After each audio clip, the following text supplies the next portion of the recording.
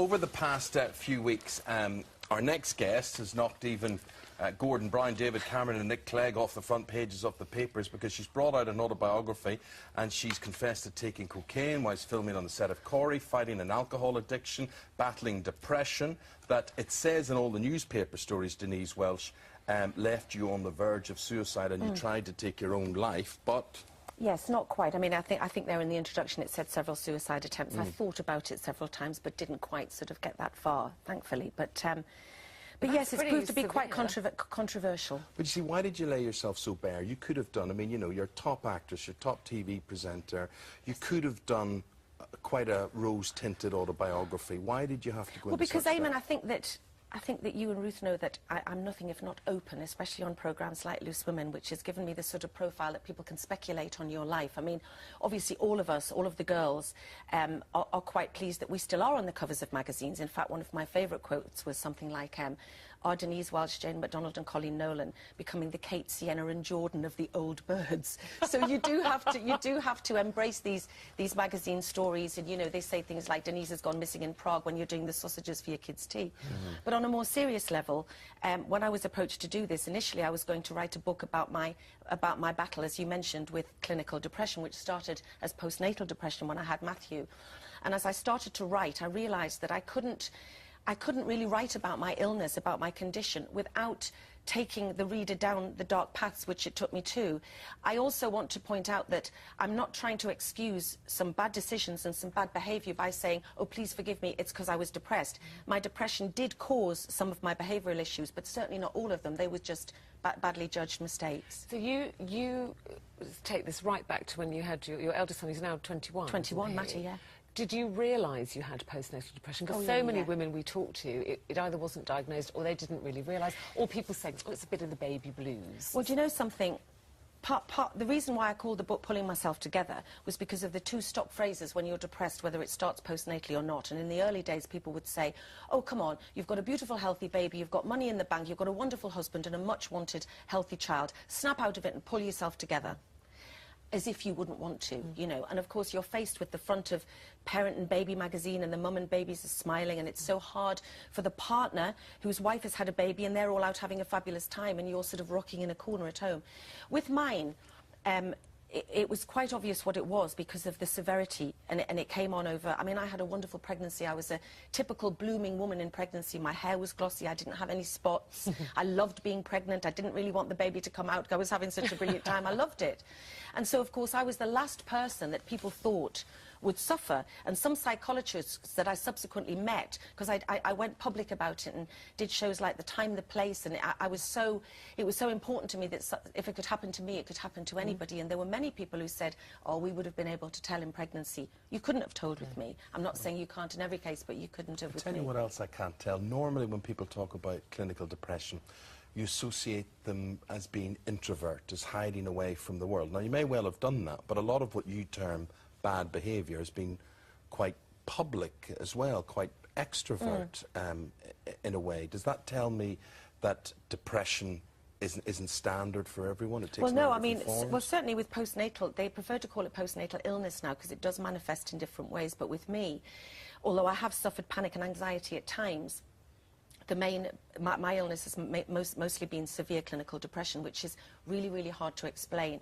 And one of the more controversial aspects of the book, which they talk about, you know, the fact that I was self-medicating during my Coronation Street days. I mean, I was at Corrie for 4 years, and if I was you know, doing that all the time, I wouldn't have been able to forge a successful character that Natalie became, obviously, and there were some great times, and I met some of my best friends, including Sally and Beverly, who's talking about her battle. Yeah. Did you first take cocaine because you thought it would stop you feeling depressed? So you get into this kind of chicken and egg spiral. Yeah, I mean, that's why I was using it in those days. It was trying to make myself... It wasn't trying to make myself feel high, it was to try and make myself feel better.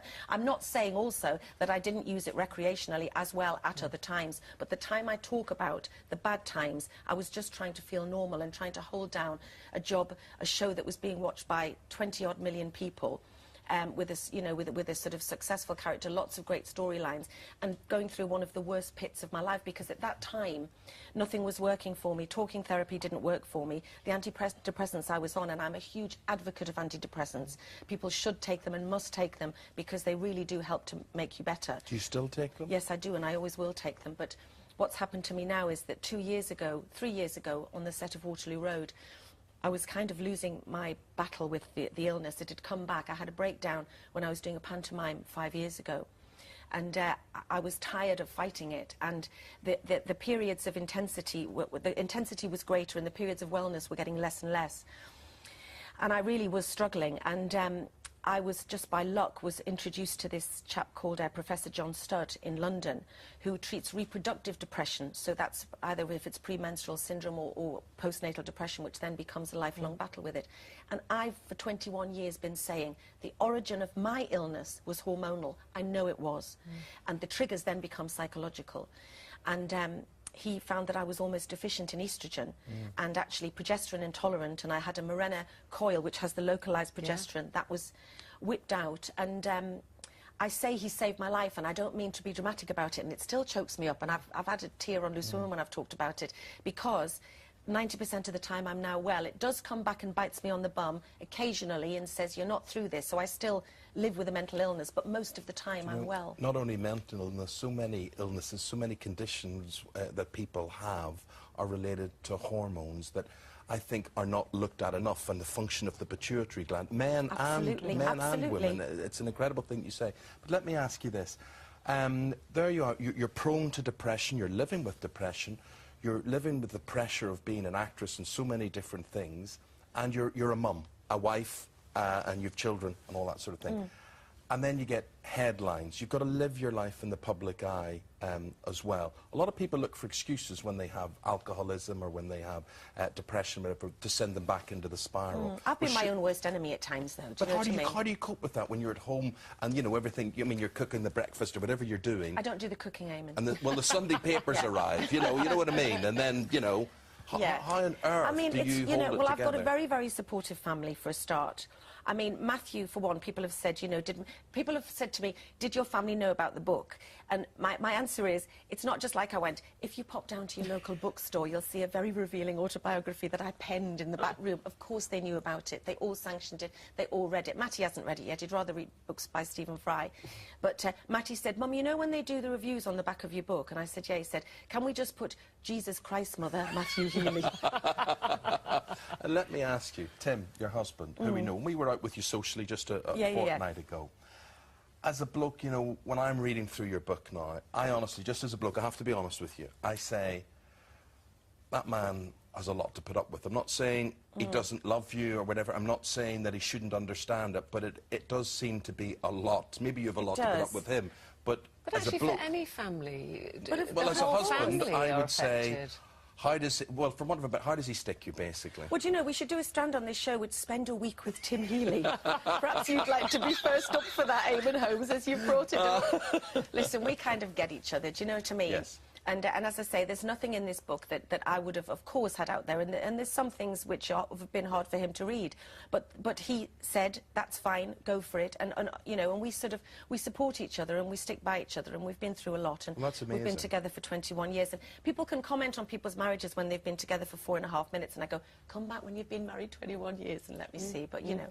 We're hanging on in there. Depression not only affects the person who's suffering, but it does affect the fallout, affects the whole family, absolutely does, you know. And I think that when you read, what upsets me is when you read tragic headlines that people have taken their own lives because of a battle with depression, and people say, oh, for goodness sake, look at her.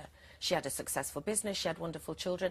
It doesn't mean it doesn't mean anything, do you know what I mean? But also, my family have never ever doubted, Tim, my mum, my dad, my sister, that what I had was an illness. They've never seen it as an indulgence, and it's very hard to explain. Listen, we're so glad you have, because, you know, when we said to people, we were on Twitter and telling them you were coming on the show, the response is amazing, because... Well, I hope so. You know, and I hope people know that there are some laughs in the book, Ruth, as well. Yes, oh, believe me. Well, you can't be around you for too long without having a laugh. Pulling myself together, Denise Welch, it is a great read, and thank you, because thank I know you for there having will be me on. people who are feeling like you felt at that time, who think it's just them, and to have someone like you talking about it does Well, I so hope much so. good, I hope Denise. so. Really And that does. hormone check. I think that's a very interesting thing as well. I think so too. Thank you, for Denise. being Thank you so very I'm going much. to get yours checked. Well, I That's why you agree. get a bit grumpy sometimes, is it? It's Yes. your hormones. Goodness, what I'm deficient in that you're mocking. Yes, Yes. yes. Not We're what going you to take told a me you're break. deficient in, anyway, never mind. We are. Look.